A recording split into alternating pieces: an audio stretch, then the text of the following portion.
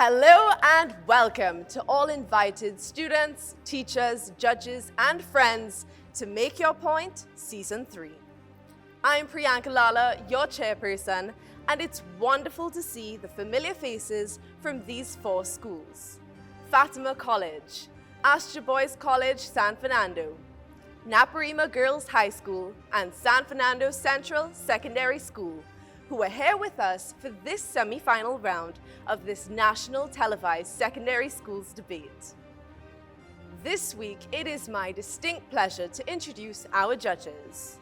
Om Lala, attorney at law; Ria Rampley, lead editor of broadcast and presenter at Guardian Media Limited; and Professor Judith Gobin, marine scientist, CARICOM expert advisor, honored for her scientific contributions by having a marine worm named in her honor, Lamelia brachia Judy Gobini. And as usual, joining me on stage, our timekeeper, Miss Jamie Simmons. Debate teams, you have continued to amaze me, our judges, and our viewers. Your insightful and thrilling performances serve as inspiration for Trinidad and Tobago's youth. Our young people are the leaders of the future, and your remarks have made each and every one of us pause and think about what we want that future to look like. Continue to embody confidence and poise as you make your point at this stage of competition. As a reminder, at each stage thus far, schools were once again invited to draw randomly from our ballot box to determine their topic and position ahead of this competition stage. In this debate, there are a few changes from all previous qualifying rounds and will be conducted as follows. The proposition will speak for up to 4 minutes to present their case, followed by the opposition, who will speak for 4 minutes to present their case. Both teams will then be allotted 5 minutes to confer before being allowed 3 minutes each for rebuttal. A further 5 minutes will then be given for teams to confer before summary. The proposition will have 2 minutes to summarize, followed by the opposition. Debaters, as you know, you are required to only speak when invited to do so at the lectern and stay within your time limits. Our timekeeper will ring the bell once to indicate that you have 1 minute left to conclude. When the bell rings twice, your time is up. After which, a continuous ring, should you go over the allotted time. And as always, members of the House, while I hope you enjoy this semi-final round, please remain respectful and sensitive to our debaters and our judges. The first motion is: social media is the major cause of loneliness in today's world. Proposing the motion is Fatima College. And opposing the motion is Astra Boys College, San Fernando.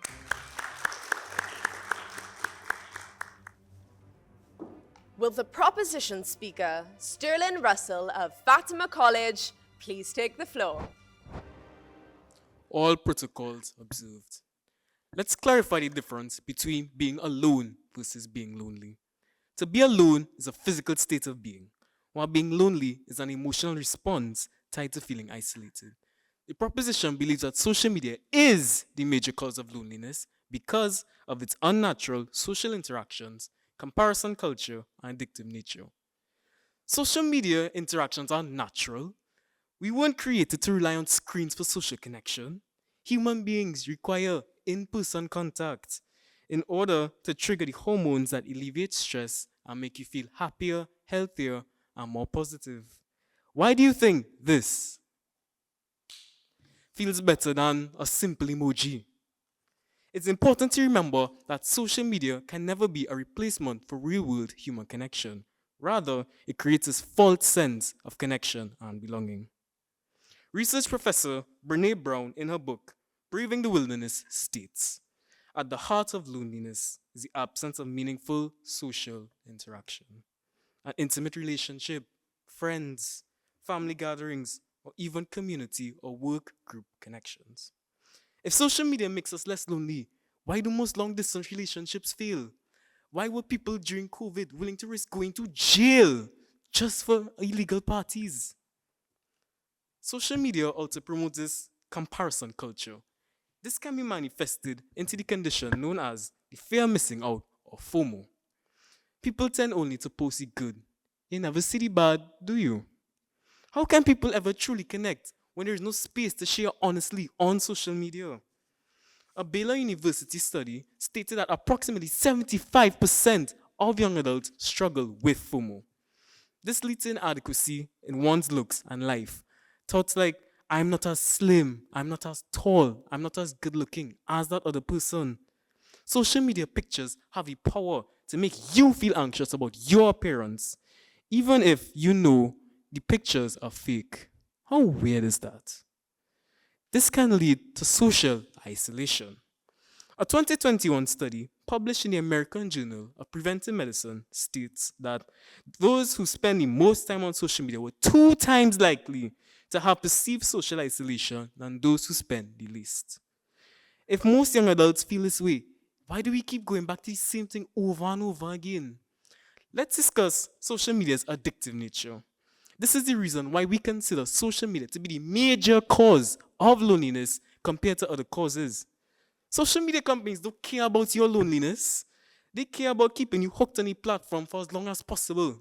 I quote, social media is designed to hook our brains, and teens are especially susceptible to its addictiveness, says Nancy DeAngelis, Director of Behavioral Health at Jefferson Health, Abington. A study published in the Journal of the American Medical Association revealed that teens who use social media on more than 3 hours per day are at heightened risk for mental health problems. There's no wonder, since the pandemic, there has been an uptick in depression and anxiety amongst teens, specifically low self-esteem, disordered eating, body image issues, and suicidal thoughts, which ties back into our previous point. Judges, audience, we all use social media, but you remember that time when we were forced to use it as our only communication means, trying to fight the battle of being alone, but ultimately losing to the war we face with loneliness as a result of social media. Thank you.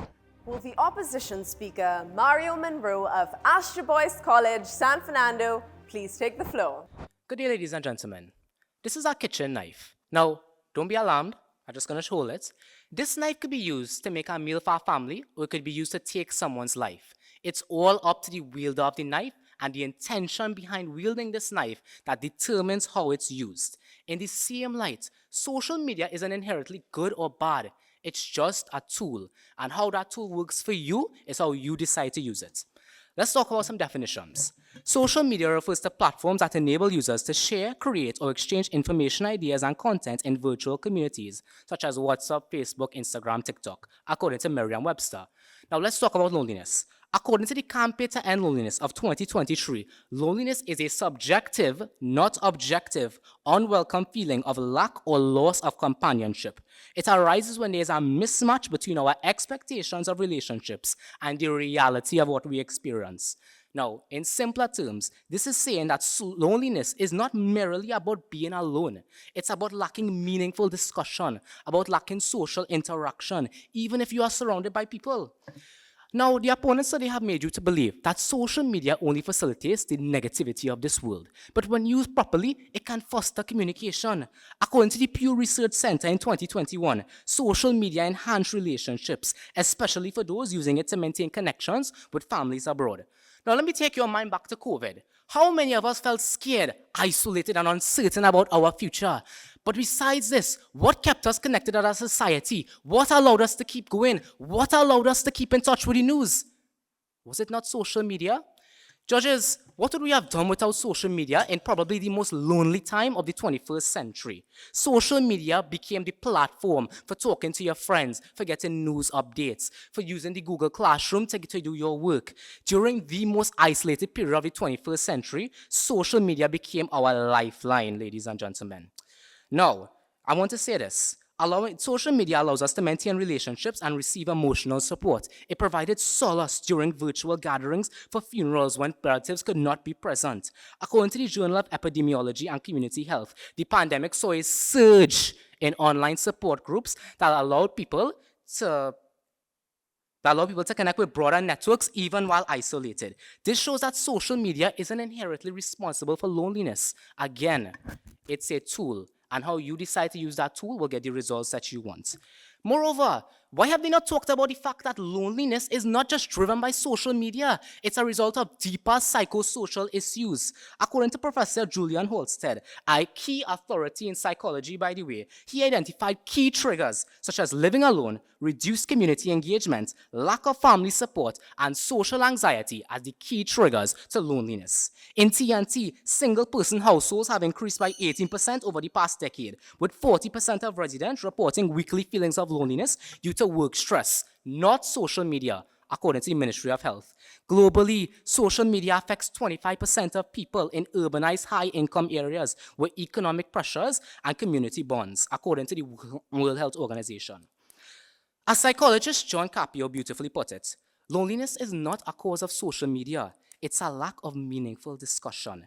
The opponents have quoted sites, but let me tell you something. Those sources are showing correlation, not causation. Remember, the moot is social media is not only the cause, but the major cause of loneliness. Social media might exacerbate feelings of loneliness, but it's not the root cause. It's not the cause of that void within a person. It might add to that void, but it's not the cause. In conclusion, while social media can exacerbate feelings of loneliness, it's not the cause, and it's certainly not the major cause. Where would we be as a society? Thank you. A thought-provoking and timely debate thus far. Both teams now have 5 minutes to confer. And to you, our viewing audience, we'll be right back. Don't go anywhere.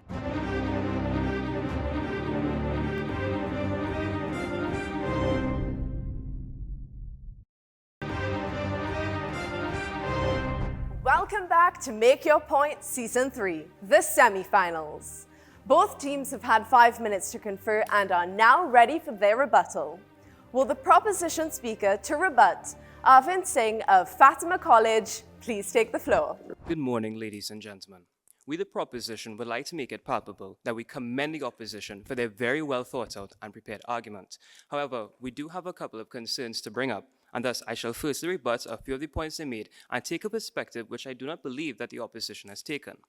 Firstly, the opposition has stated that social media is neither inherently good nor inherently bad. However, we disagree. A 2022 study by Fagasemi S. and Joffe H. actually found that social media was inherently bad because a facet of social media is promoting the culture of comparing oneself to others and peer pressuring people on social media to meet expectations which they cannot humanly make. And thus, they suffer effects such as loneliness. Furthermore, they stated that social media is able to help with maintaining relationships and also keep people in company, which would have been a useful tool in the COVID-19 pandemic. However, a 2022 study by Bonsaken T et al. Stated that social media has actually been linked to causing more loneliness with persons who use it to maintain relationships, as opposed to persons who just use social media for other purposes. And lastly, they stated that social media was good for helping with a lack of support. However, the UK study actually compared social media to other factors like isolation to see if social media would be more causing of loneliness than isolation, and it was found to. But ladies and gentlemen, let's focus on something important. The prompt is that social media is a major cause of loneliness in today's world. The parameters set are today and world. So fundamentally, we need to determine the major cause of loneliness, but not only that, but for a recent and global population. But why? Because the major cause of loneliness 5 to 10 years ago may not be the major cause of loneliness today. And not only that, but the major cause of loneliness for a particular population located in a specific region cannot really represent the opinions and perspectives of the greater global population. The opposition has provided sources, but they never really specified if these sources were from populations that represented the entire global community or population from specific regions. Therefore, we cannot actually conclude that their opinions and their perspectives would be representative of the global population. However, we have provided a source which not only accounts for the recency, but also the global community. Bonasek TNL in 2022 actually found from 1,649 participants across 3 continents that social media was the major cause of loneliness for the majority of them. This sampling is more inclusive and accounts for the rich diversity of views of a global population, right? And even then, most of them, as I shall reiterate, did state that social media was the major cause of loneliness for them. Hence, the proposition has provided a source which supports and is supporting and congruent to our argument. And it more accurately reflects and better pertains to what we're trying to say. Thank you. Will the opposition speaker to rebut, Mario Monroe of Astor Boys College, San Fernando, please take the floor. Firstly, I want to commend the proposition for that very eloquent and sufficient research and presentation that they did. But let me tell you something. These guys really understating the role that social media plays in our day-to-day life, and I think they're really undervaluing how much of a positive social media is. They talked about the pandemic and how people have lost social interaction due to the pandemic, right? But let me get to the first point about that. They haven't offered any other alternative as to what we were supposed to do for other communications during the pandemic. If it wasn't for social media, where would we be in the pandemic? Where would we have been? How we was going to do anything? Also, you have to understand something. As somebody doing communication studies, I know that communication is not static. It's constantly evolving. Social media brought in a brand new means of communication, and it helped those who may not feel socially acceptable or those who don't have good social skills. It helps them to build their social skills via a demographic. Now, I want to say something. Loneliness predates social media significantly. It goes back to the days of Adam's isolation for Eve, the days of Socrates' isolation, the medieval era. You have to understand something. Loneliness has always been this gap in our soul that's been there. It wasn't caused by social media. And I will give them this. Social media might amplify these feelings, but don't forget the motion judges. It is the major cause. They are not showing causality, they're only showing concurrence. These studies that they quote in, they are not telling you that social media is the major cause. They might tell you how social media is helping that person become more lonely, but is it really telling you how it's the major cause of loneliness? Also, they have downplayed the issue of psychosocial issues that really cause loneliness in our society. You have to understand something. Loneliness is a complex issue. We cannot just narrow it down to one thing. Everybody is different. Everybody has different families, situations, and environments that cause them to feel lonely. Now, did you know that social media raises the social interaction as people who aren't socially confident are now given platforms to express themselves? According to the Pew Research Center, 40% of adults in the US feel more confident thanks to practicing their interaction with social media. They argue that we weren't getting meaningful connection from social media because of Zoom, Google Meets, Teams, etc. But these things help facilitate communication. That's the point of social media, to aid human beings, to give people a voice, a power, ladies and gentlemen. And I just want to add one thing, last thing. There's consumption and there's overconsumption. If you abuse and overconsume social media, you are bound to exacerbate your feelings of loneliness. And what they are speaking about is overconsumption. We advocate for consumed use of social media, and we advocate for timely manners in the sense of using it. And let me ask them, if your parents were to ban you from all social media, would you truly feel less lonely? Thank you. Once again, both teams will be given 5 minutes before summary. To you, our viewing audience, we take a short break. Please do stay with us.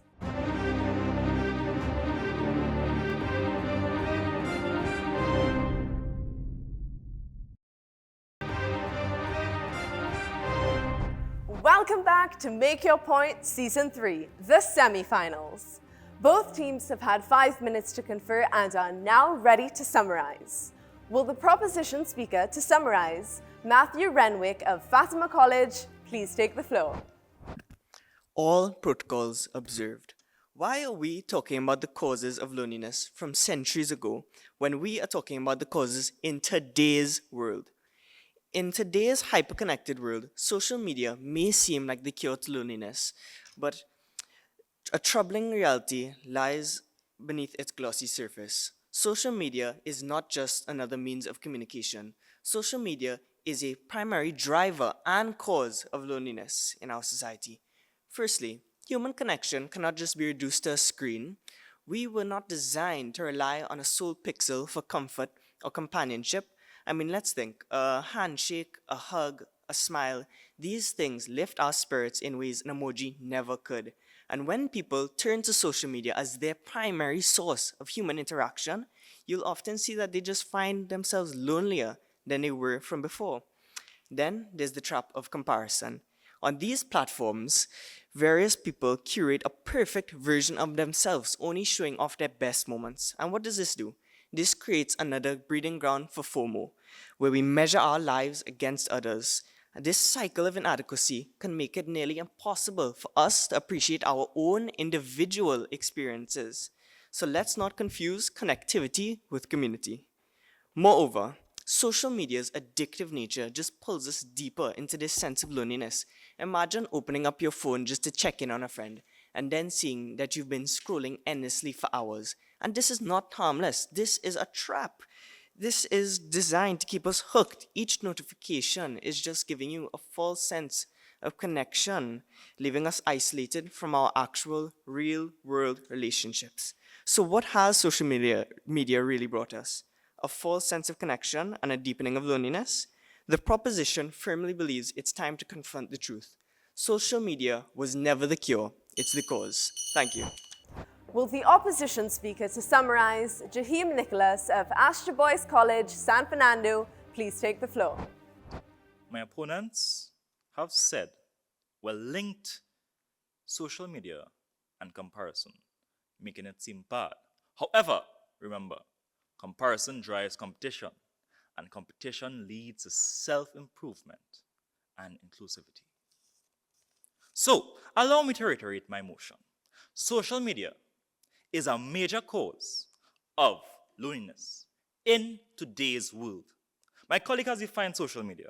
We understand that the platform so used during the most isolating period in recent history has kept us all connected, ranging from WhatsApp, Facebook, Instagram, and Zoom for messaging, news, education, and work, all of which facilitated communication and social interaction.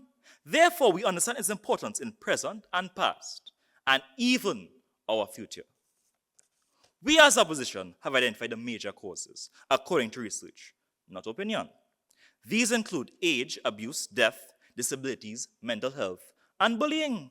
Therefore, we can conclude that social media is not a major cause, according to numerous studies. And while my opponents may have given a short definition of loneliness, their definition was insufficient. As psychologists acknowledge that loneliness is subjective. The Surgeon General touts loneliness as an epidemic showing its seriousness. But audience, opponents, viewers, judges, I plead with you, stop using social media as a scapegoat. Rather, identify the underlying problems. All of you could be surrounded by friends and family, but lack deep connection, giving you that sense of loneliness. By the way, we have used these past events, as Matthew stated, to show the longevity of loneliness, not to show how it is today. Thank you. This concludes our first semi-final debate. Judges, your feedback. So I'll start with the propositions team, Fatima, Sterling. I like the fact that you started with a definition, but it was a bit rushed. So you have to kind of remember that when you are trying to drive home your point, you want to just slow it down a little bit so that I will focus on every single word that you are saying, right? The examples of the long distance relationship and the COVID parties, not sure if it were the best examples to drive home your point. And in a case of social media, I was wondering if maybe using more personal examples may have been more effective. Take it from a human perspective, someone with a personal story of how social media drove their loneliness in today's world. The intro to the rebuttal I didn't feel was necessary, but it was a good attempt of the recap and reinforcement. and you also had some strong statistics. Let me go to Astra Boys. That use of that knife was very effective. But then I felt like you started off speaking like if somebody's running you down with a knife because you just went so fast. So again, remember to slow it down because your delivery is what people are also looking at, right? Because you have good information, good statistics, but take it down a little bit. I noticed that you didn't, at the beginning of your opening, solidly state your position of being the opposition, but you did it at the end, which was fantastic because even though I was kind of wondering, it really reinforced your position.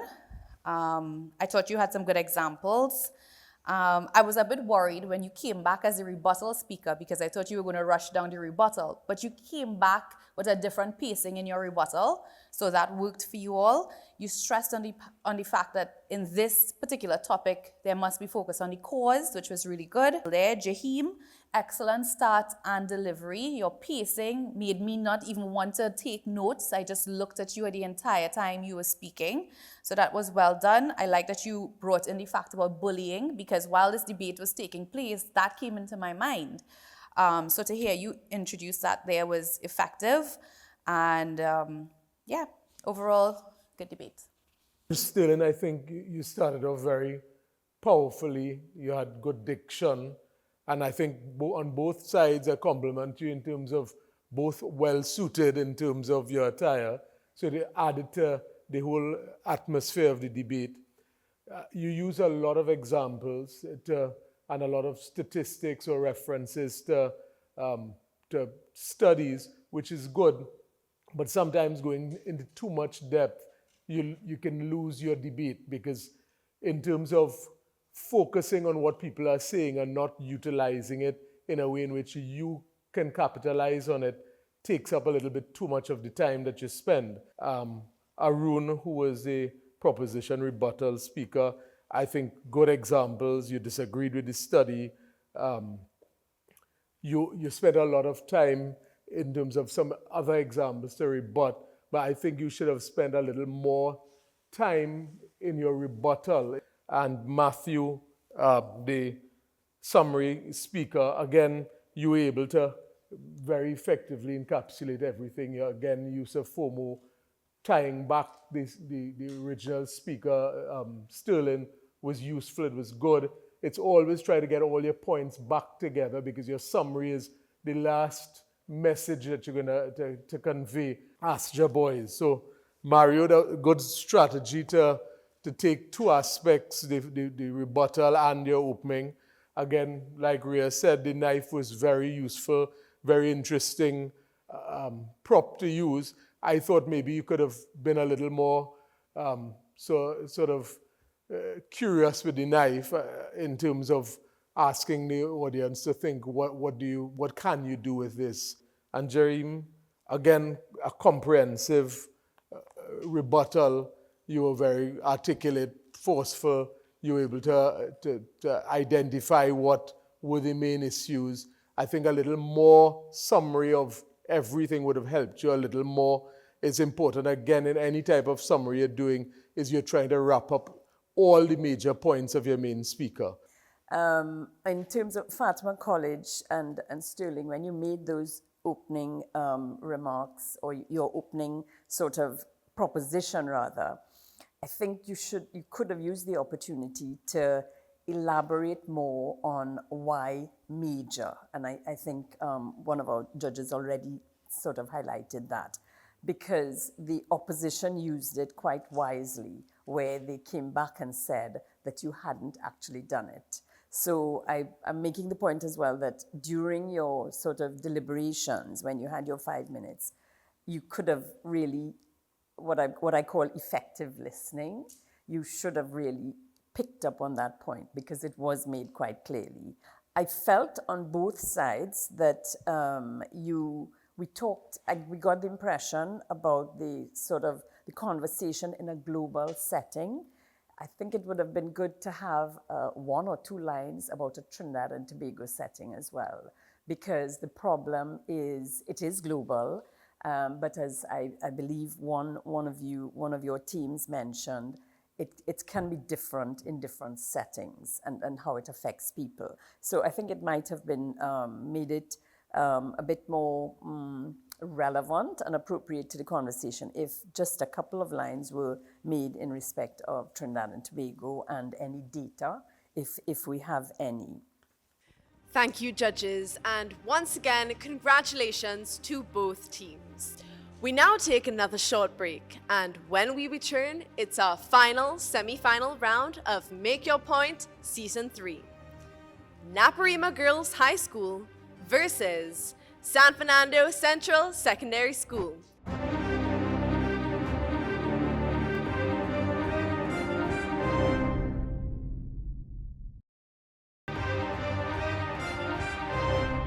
Welcome back to Make Your Point, the semifinals.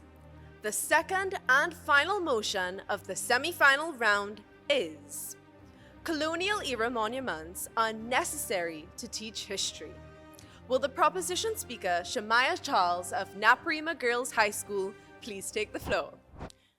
We, the proposition, agree that colonial era monuments are necessary to teach history. The concise Oxford English Dictionary states colonial monuments refer to statues, buildings, or other structures erected to commemorate a notable person or event, one that is enduring and has historical importance. History is not merely a collection of dates and events, but our country's journey filled with lessons of triumph and tragedy. Now allow me to take the bull by the horns, as the opposition will surely raise examples of statues and sculptures toppled. In Trinidad and Tobago, some have called for the removal of the Christopher Columbus statue. However, our first inclination should not be to remove something that makes us feel uncomfortable. Our country's history stands on the foundation of our past, regardless of what the Europeans did. Colonial era monuments are our country's historical scars, one of our lessons of tragedy. History is complex, and we should educate future generations on the good and the bad. This vase, for instance, cracked but beautiful, symbolizes our nation, shaped by colonialism scars. Removing monuments is like erasing the cracks which are integral to its story and resilience, not flaws to hide. Furthermore, colonial era monuments do not just constitute controversial figures. Does the opposition plan on us ignoring key facets of our landscape, such as the Magnificent Seven, QRC, Whitehall, and Bud's House, to walk through our own streets numb to the legacy beneath our feet? As eminent historian Dr. Jerome T. Loxing says, I want to warn those who believe that removing statues can erase history.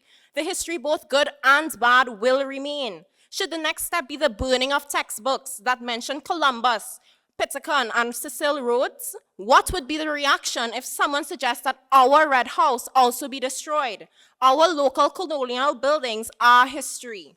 Recently, on Radio 95.1, DJ Danny spoke about her niece's excitement upon visiting the Lopino Great House, a colonial monument.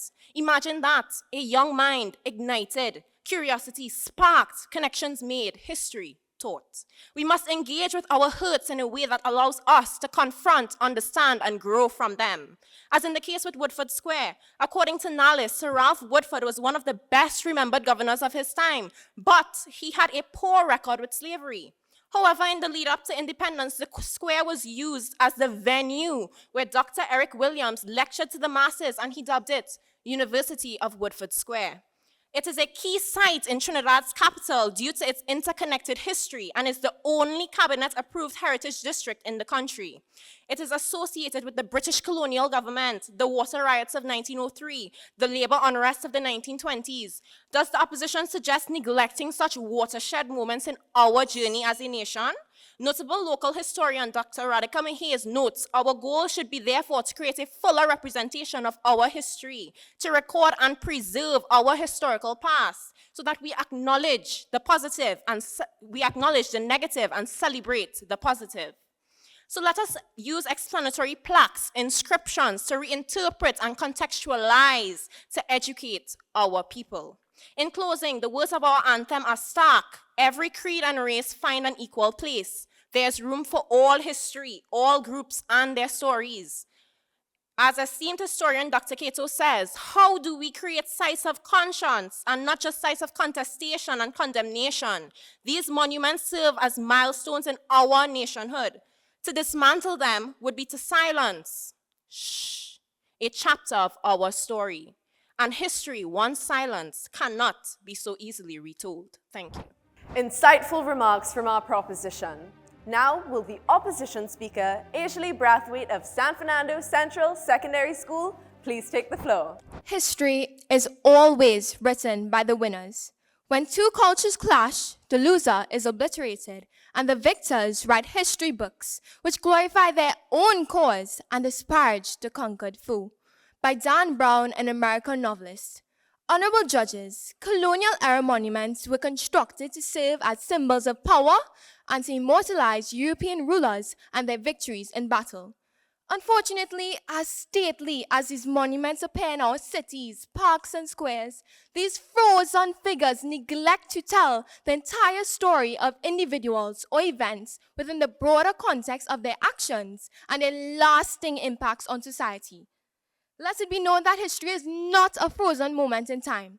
Instead, history is a living entity. It is not simply his or her story to tell, it is everyone's story to tell.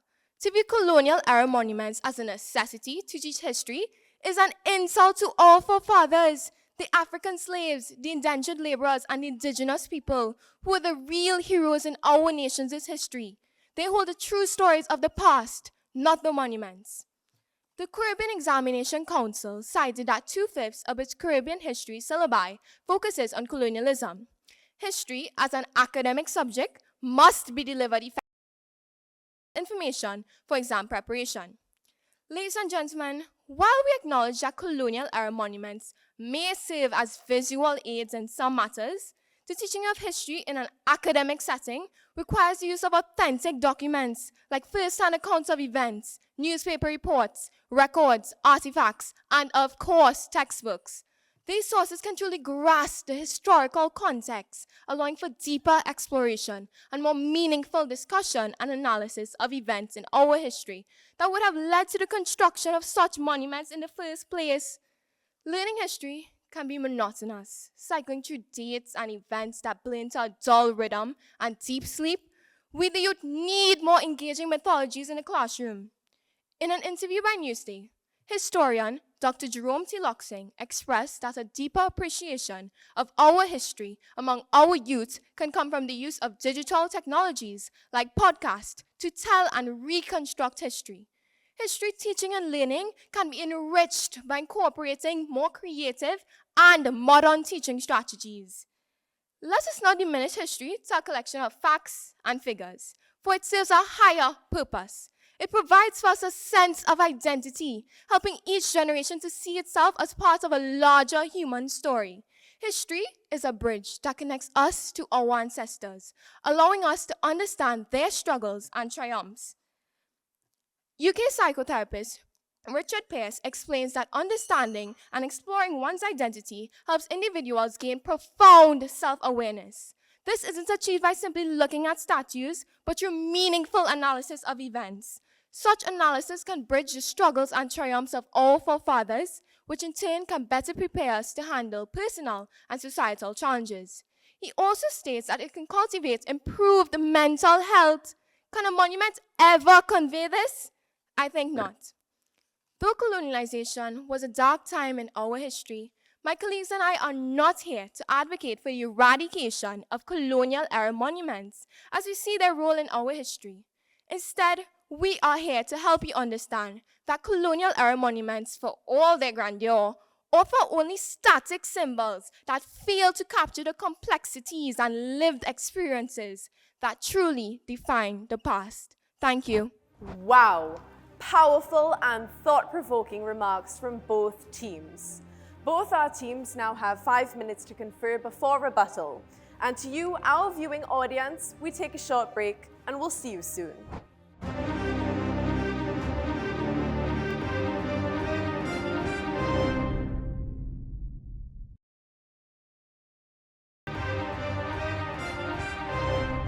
Welcome back to Make Your Point Season 3. the final debate of this semi-final round. Both teams have had 5 minutes to confer and are now ready to rebut. Will the proposition speaker to rebut, Isabel Leasing of Naparima Girls High School, please take the floor. We assert with conviction that colonial-era monuments are indispensable for the teaching of history.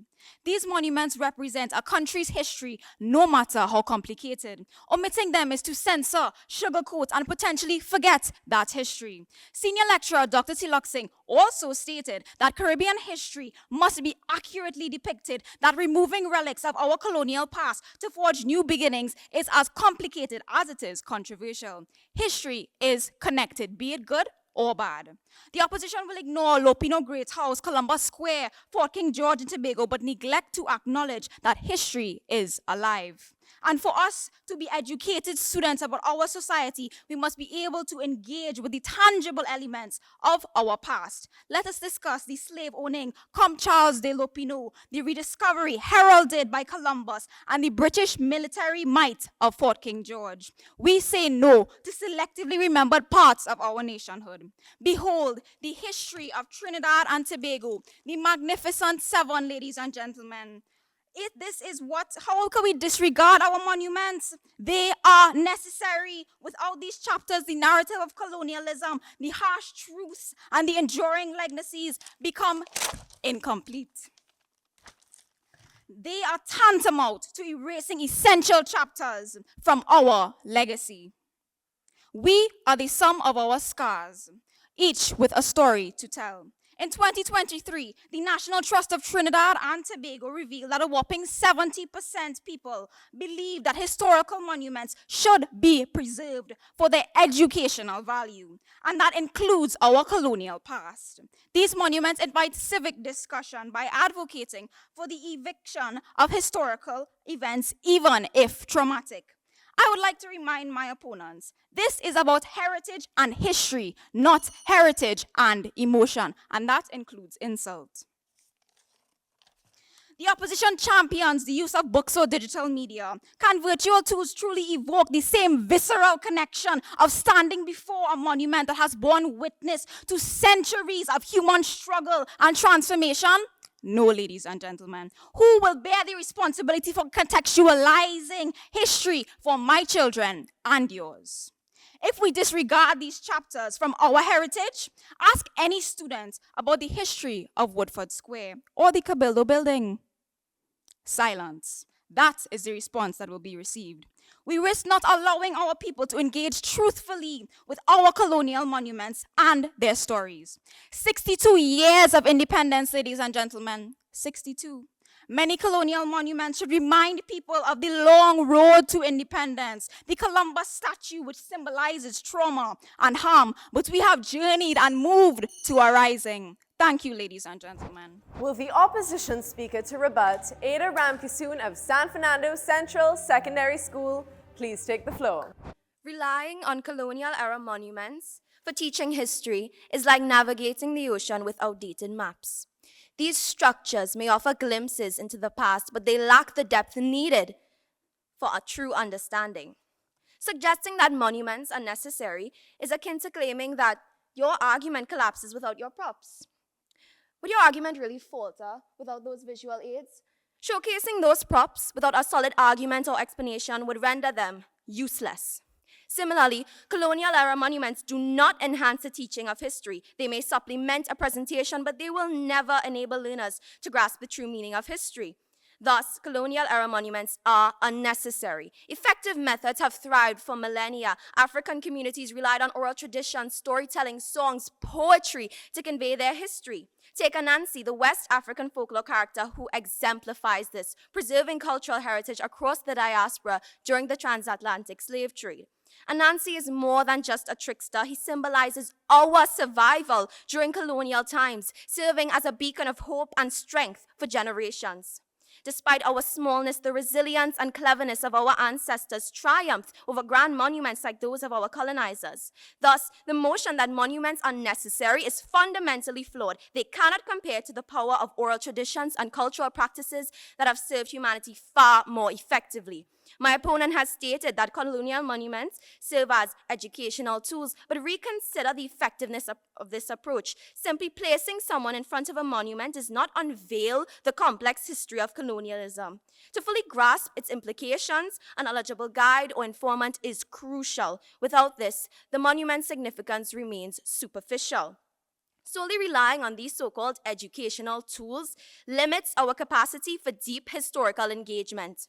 History is a complex subject that requires knowledge, understanding, and most importantly, analysis. Suggesting that it cannot be taught without monuments undermines the dedication of students who invest countless hours in understanding significant historical periods. My opponent postulates that colonial monuments are essential for forging tangible connections to the past, but this perspective overlooks a wealth of alternative and effective historical teaching methods. Artifacts offer direct insights into the lives of people from various eras, while storytelling, whether through oral traditions or literature, provides nuanced depictions of experiences. History flourishes not through monuments, but through artifacts and narratives that deliver a richer, more clear understanding of our past. Thank you. Both teams now have 5 minutes to confer before summary, so we'll see you after the break.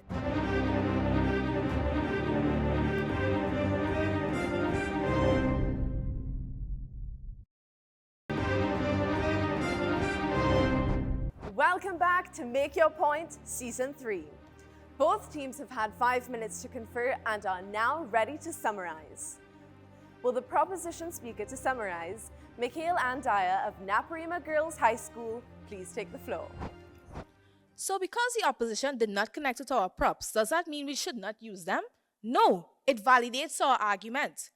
Our team stands firmly by the motion. Colonial era monuments are necessary to teach history.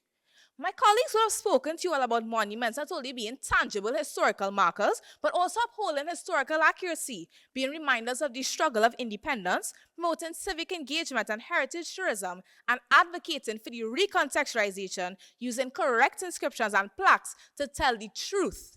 Ladies and gentlemen, I want you to imagine rusty chains with flowers woven through. The flowers represent people and how they can grow and thrive in response to diversity. Monuments represent both the chains of the past and the resilience of those who broke free from them. Lastly, the proposition reiterates the need for reinterpretation and reconciliation. Imagine, as Dr. Radhika Mahe said in an inscription on Columbus's statue, the first European to arrive on our island. He named us Trinidad and set the stage for European development. However, Spanish colonization led to the decimation of indigenous people. This inscription validates both sides of our history. By facing these symbols, we validate the experiences of those who were wronged, and we open a conversation about truth and the sharing of historical narratives. As cited in the CARICOM 10-point plan for repertory justice, the CRC is committed to the process of national and international reconciliation. May I remind you, Afro-Trinidadian sites enrich the teaching of history and promote inclusivity. They are necessary. Ladies and gentlemen, recognizing the injustice symbolized by these monuments becomes a teachable moment, one that supports healing, honesty, and growth. And this can only be done through contextual consideration via inscriptions and explanatory plaques alongside our monuments, which can foster more accurate interpretation of our past. Thank you. Will the opposition speaker to summarize, Jabari Brathwaite of San Fernando Central Secondary School, please take the floor. My opponents have clearly misinterpreted our stance on emotion. Colonial-era monuments, grand as they may appear, fail to capture the complex experiences, struggles, and triumphs defining our past. My opponents don't seem to appreciate the true meaning of history. Honorable House, history goes beyond the regurgitation of facts and events. As my colleague demonstrated, it is a bridge that connects us to the lives and struggles of our ancestors. Isn't this what we want? To know who we are, where we come from, and where we want to be? Apologies. This is what every history lesson needs to achieve. A monument could never. Let it be known that we are not advocating for the removal of or destruction of colonial-era monuments. In fact, we will heartily acknowledge that these monuments can be aesthetically appealing and may even serve as visual aids in some matters. However, we affirm that their presence is not necessary in the teaching of history. These lifeless monuments can never effectively teach us the lessons of our past. Authentic records, first-hand accounts, newspapers, textbooks, these in conjunction with digital technologies can be far more engaging, insightful, and necessary. If a colonial era monument were to be graced with your presence right now, what would it say to you? Exactly, nothing. Without a detailed explanation, it's simply carved stone or molded copper. Honorable House, I leave you with a quote by Greek politician Pericles. What you leave behind is not what is engraved in stone monuments, but what is woven into the lives of others. Thank you. This concludes the second and final debate of this semi-final round. Judges, your feedback. Shamaya, you were very articulate. The use of the prop was excellent in terms of having a visual example. I thought you pulled the argument well together in encapsulating all parts of what you were trying to achieve. Using local examples of the Red House, the Magnificent Seven was also very compelling, because I think we tend to think of monuments as only just statues and not look at our whole history of how many things that could be destroyed if we were to take the argument to the full extent. So I thought that was good. Isabel, again, articulate. You didn't read much at all.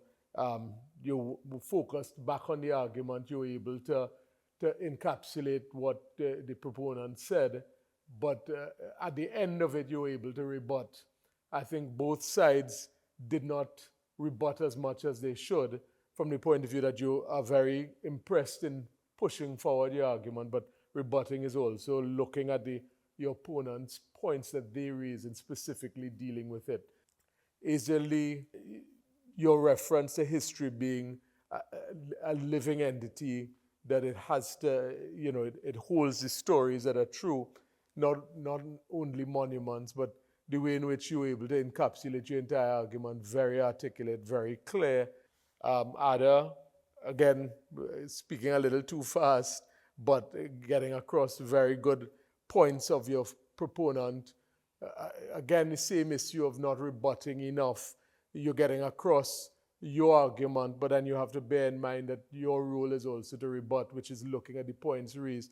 How do you specifically sort of annihilate their most compelling points? And it applies to both sides in terms of how you treat your rebuttal. You come in as the wingman or woman, so to speak, to literally give support to undermine the argument of the other person.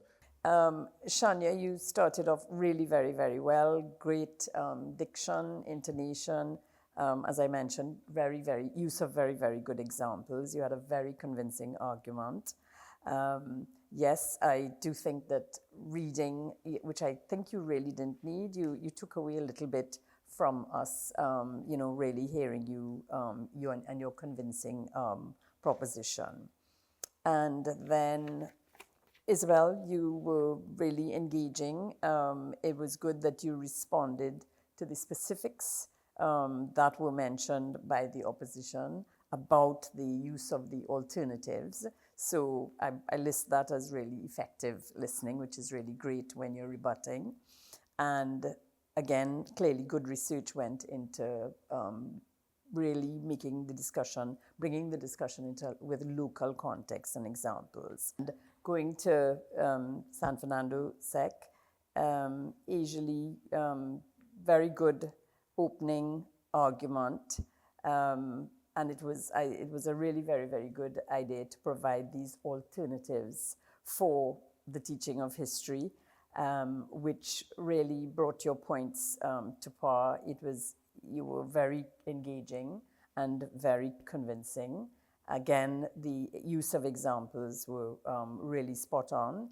And again, for your, just as I mentioned before, the use of one even global example would really bring it home. Ada, effective, you again responded to what I call the effective listening. because you did respond to the explanation of the alternatives. So, you tackled that where they were talking about alternatives to teaching that could be used instead to teach history.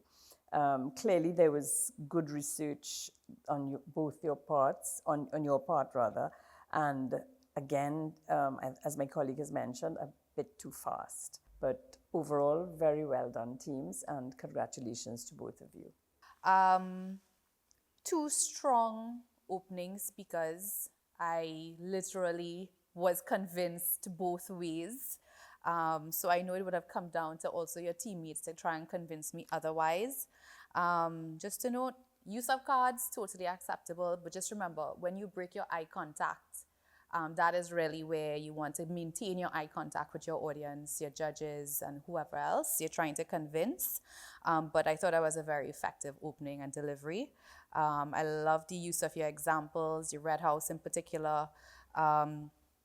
Isabel, I thought that the book was very effective, but you also have to practice that when you are using props and you turn to the side, your voice would have dipped. So just to look at that, I like how you spoke about the visceral connection. And also, Mikel Ann, you spoke about going to the Columbus statue and the inscription. Did you all actually go and look at it? No, I'm just asking if you went and you, because the way how you spoke about it, I was so convinced that you were standing before that statue looking at it. I was like, oh my God, they went out and they did their research. That is so good. But yeah, I thought that the argument of the monuments also inspiring your personal growth, I thought that was a really nice way to end and to summarize. It's also important to generally stress that learning isn't always oral. People don't always learn effectively through oral, and that is the point that this team was making, was that visually, which is what the monuments do, they are trying to argue, and they went to the point of Anansi, which I was like, wow, that's a really good point. But you could have also honed in on that point about using Anansi and folklore and the oral storytelling, and refer to the point of how many times stories change when it's just told orally. You know, it leaves room for interpretation and for things to go wrong in there as well. But overall, really good debate. San Fernando Central, again, another strong opener. I would say in this making your point, while you were able to list the other ways that you can teach history, I felt that you needed to justify it.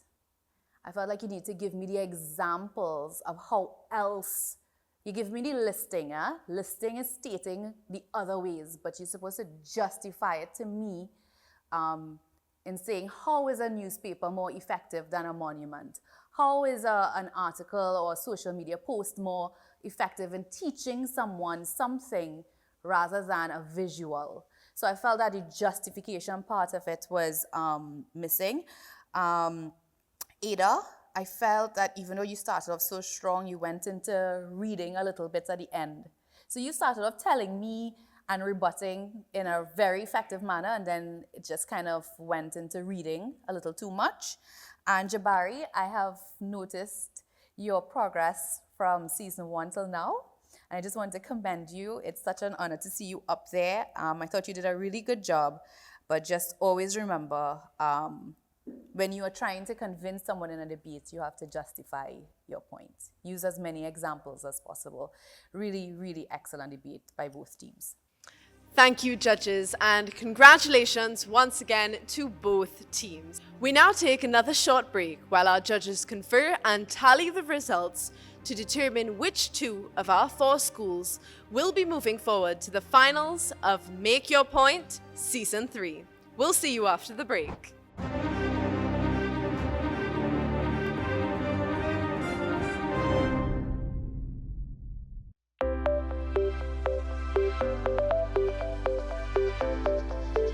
Welcome to our 2-part financial literacy series. You may be wondering, what is financial literacy? Simply put, Financial literacy is the knowledge and ability to efficiently manage one's finances in order to achieve short, medium, and long-term financial goals. The basic concepts of financial literacy are saving, budgeting, debt management. Today we will explore saving. Saving is setting aside a portion of money for future use. What you save today can assist you with making planned purchases in the future. Example, that first car or the dream vacation. How do you achieve this? Set up an account for everyday spending so that your savings is held separate from funds allocated for spending. First Citizens has just the right thing to assist you with this. Our NEO account for children and young adults up to age 25, and our statement savings for those over 25. As you get older and your earnings increase, be sure to set aside savings in accounts with higher interest rates, limited access, and can be funded through monthly automatic deposits or what we know as standing orders. Ensure that an emergency fund is created where you accumulate and maintain funds for unforeseen expenses. A general guide is 3 to 6 months' income. Re-evaluate your savings plan as income increases to ensure that you are saving enough. Join us next time as we explore the concepts of budgeting and debt management.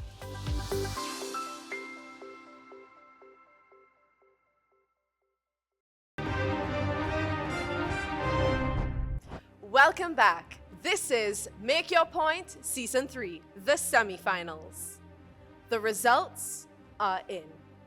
Once again, huge congratulations to all 4 schools. Each school has put forth an outstanding and compelling performance and should be extremely proud of themselves. Fatima College, Astra Boys College San Fernando, Naparima Girls High School, and San Fernando Central Secondary School all deserve a hearty round of applause. A reminder that the judge's decision is final. And our judge's decision was not an easy one, as each team amazed us all. The nation is certainly in good hands. Our finalists competing for the title of CNC3's Make Your Point National Champion are Astra Boys College San Fernando and San Fernando Central Secondary School. Let's give a very well-deserved round of applause for the schools who got this far and now exit the competition with their heads high for their powerful and excellent performances.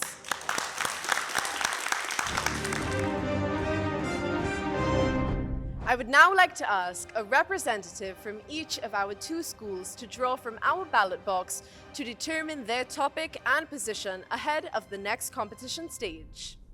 A reminder that the letter P is for proposition and O for opposition on the number 12. 12, of course, signifying the 12th and final topic of this competition to be debated. Astra Boys College, I invite you to pick from the box. And San Fernando Central Secondary School, I invite you to pick from the box. An absolutely incredible semi-final round of Make Your Point Season 3. Thank you for staying with us, and a special thank you to our judges, sponsors, and supporters. I'm Priyanka Lala, and I'll see you again next week. Get ready for Astra Boys San Fernando versus San Fernando Central Secondary School.